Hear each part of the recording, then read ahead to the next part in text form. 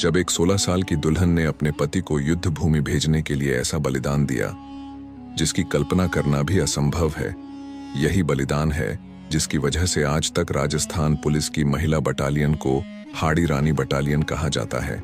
एक बार दिवाली के समय किशनगढ़ की राजकुमारी चारुमती अपने महल में बैठी थीं। जब उन्होंने बाहर एक बूढ़ी महिला को पेंटिंग बेचते सुना, राजकुमारी ने अपनी नौकरानी को भेजकर उसे महल में बुलवाया। बूढ़ी महिला से चारुमती ने कई खूबसूरत पेंटिंग खरीदी, जिनमें हिंदू देवी देवताओं जैसे भगवान शिव, गणेश, राम, कृष्ण और हिंदू राजा रानियों जैसे सांगा, कुंभा, प्रताप, हमीरदेव चौहान, पृथ्वीराज चौहान के चित्र शामिल थे। अच्छी बिक्री होने पर बूढ़ी महिला ने राजकुमारी का धन्यवाद किया और बताया कि उसके पास एक और बड़ी पेंटिंग है। जब राजकुमारी ने वह पेंटिंग देखी तो वह मुगल बादशाह औरंगजेब की थी। राजकुमारी ने वह पेंटिंग भी खरीद ली। हालांकि पेंटिंग खरीदने के बाद राजकुमारी चारुमती ने अपनी सहेलियों से उस पेंटिंग पर जूते मारने को कहा। सबने मिलकर पेंटिंग को फाड़ दिया और बूढ़ी महिला को वापस औरंगजेब के पास भेजकर कहा कि चारुमती ने यह किया है। जब बूढ़ी महिला ने दिल्ली जाकर औरंगजेब को यह बात बताई तो वह बहुत क्रोधित हुआ। औरंगजेब ने तुरंत किशनगढ़ वालों को संदेश भेजा कि वह राजकुमारी चारुमती से विवाह करना चाहता है। किशनगढ़ वाले औरंगजेब की बात टाल नहीं सकते थे, इसलिए उन्होंने शादी की तैयारी करने का आश्वासन दिया। जब चारुमती को पता चला कि उनकी शादी औरंगजेब से हो रही है तो उन्होंने अपने भाई मानसिंह को बुलाया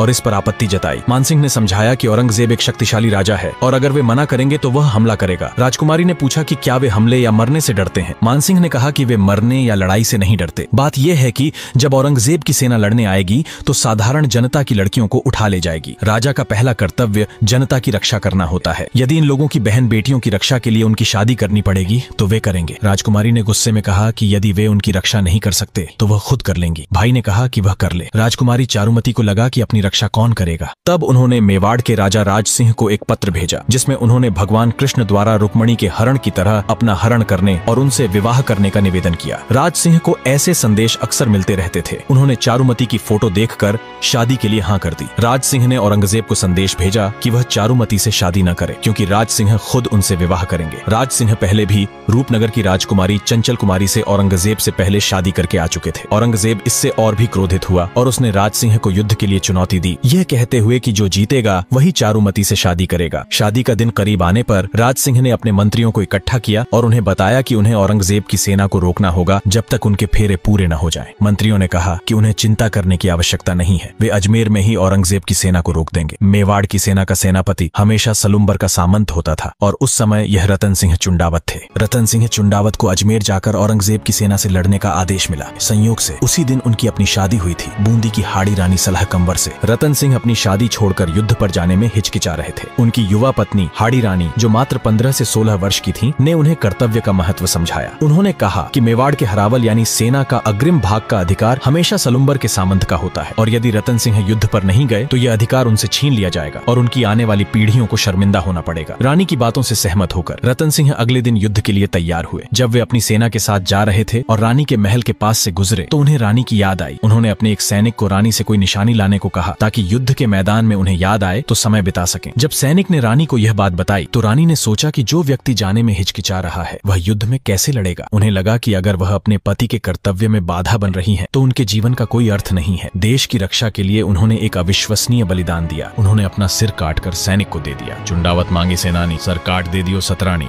जब सैनिक रतन सिंह के पास रानी का सिर लेकर पहुंचा तो रतन सिंह सदमे में आ गए। उन्होंने अपनी पत्नी के कटे हुए बालों को अपनी गर्दन में बांध लिया। अजमेर के युद्ध में रतन सिंह ने अविश्वसनीय बहादुरी से लड़ाई लड़ी और औरंगजेब की सेना को 1 इंच भी आगे नहीं बढ़ने दिया। उस लड़ाई में लड़ते हुए रतन सिंह वीरगति को प्राप्त हुए। इस बीच राज सिंह जी ने चारुमती से शादी कर ली और मेवाड़ लौट आए। शादी के काफी समय बाद राज सिंह जी और चारुमती राजसमंद झील के किनारे बैठे थे जब राज सिंह जी ने अपनी शादी से पहले हुए युद्ध की कहानी सुनाई। उन्होंने बताया कि कैसे रतन सिंह चुंडावत अजमेर में लड़ते हुए मारे गए। चारुमती ने पूछा कि उसके बाद क्या हुआ तो राज सिंह जी ने जवाब दिया कि वे दोनों मारे गए, इसलिए हम दोनों साथ बैठे हैं। उस दिन वह न मारे जाते तो आज हम दोनों साथ नहीं बैठते। यह कहानी भारतीय इतिहास की अनगिनत कहानियों में से एक है जो हमें राजा रानियों के अलावा भी कई असाधारण व्यक्तित्वों के बलिदान के बारे में बताती है। एक कवि ने बाद में लिखा कि जिस प्रकार हनुमान जी ने अशोक वाटिका में सीता जी से चूड़ामणि मांगी थी, उसी प्रकार सलुम्बर के सामंत ने युद्ध पर जाते समय अपनी पत्नी से निशानी मांगी थी और इस हाड़ी रानी ने अपना सिर काटकर दे दिया था। यही कारण है कि आज भी राजस्थान पुलिस की महिला बटालियन को हाड़ी रानी बटालियन कहा जाता है।